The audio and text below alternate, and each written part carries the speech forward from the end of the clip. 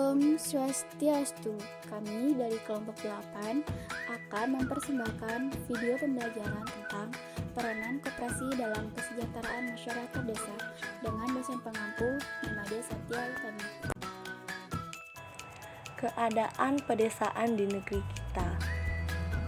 Kondisi atau keadaan masyarakat pedesaan di Indonesia masih sangat erat kaitannya dengan adat istiadat yang mereka anut di wilayah masing-masing. Hal ini dikarenakan pedesaan di Indonesia masih menjunjung tinggi rasa kekeluargaan demi keutuhan adat istiadat yang mereka punya. Rasa kekeluargaan itu sangatlah penting dilakukan oleh masyarakat pedesaan di Indonesia.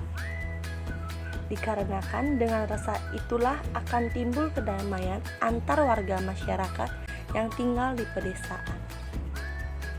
Masyarakat pedesaan di Indonesia umumnya sudah mengenal istilah gotong royong. Hal ini yang menjadi ciri khas yang biasanya dilakukan masyarakat pedesaan.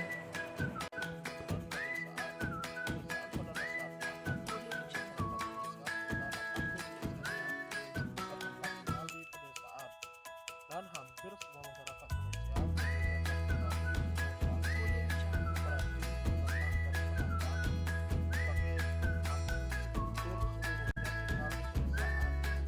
Indonesia kondisi ekonomi yang lemah. Pada Orde Baru pembangunan ekonomi pedesaan memperoleh fokus yang besar.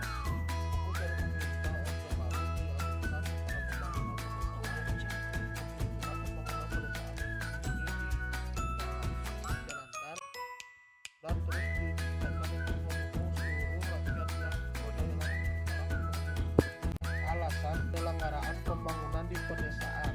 Yang pertama itu jumlah penduduk yang digolongkan sebagai tenaga kerja banyak berada di pedesaan.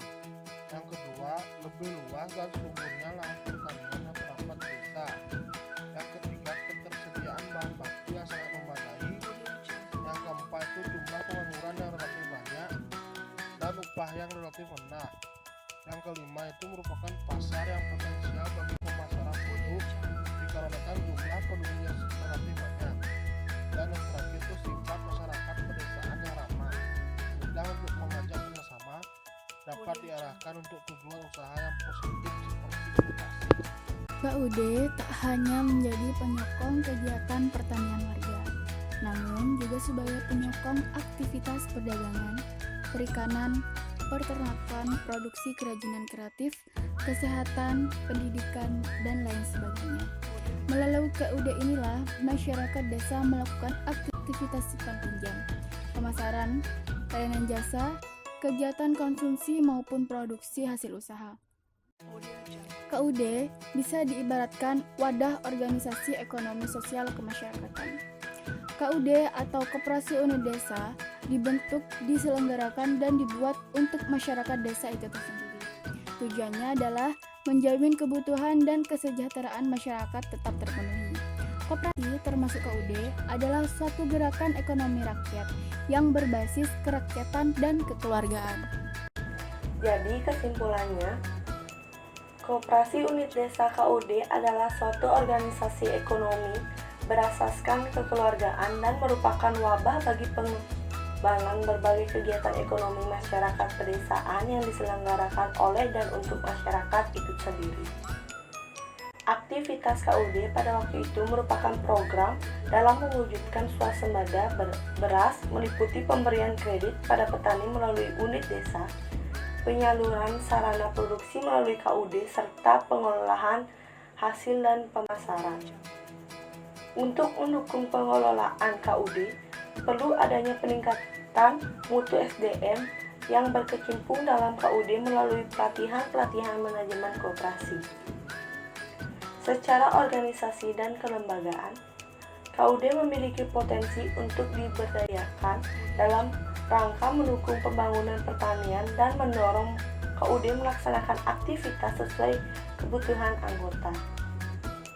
Koperasi khususnya KUD memiliki manfaat dalam rangka pembangunan perekonomian desa dan untuk meningkatkan perekonomian nasional dengan cara membentuk koperasi di setiap desa. Jangan membuka koperasi hanya untuk simpan pinjam karena memiliki risiko yang besar. Bila salah penggunaan uang maka berakibatkan macet di kemudian hari. Perlu dilakukan penyuluhan bagaimana menangani koperasi secara profesional.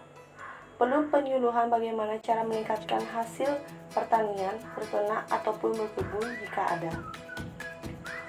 Arahkan warga desa untuk tidak selalu menggunakan pupuk kimia.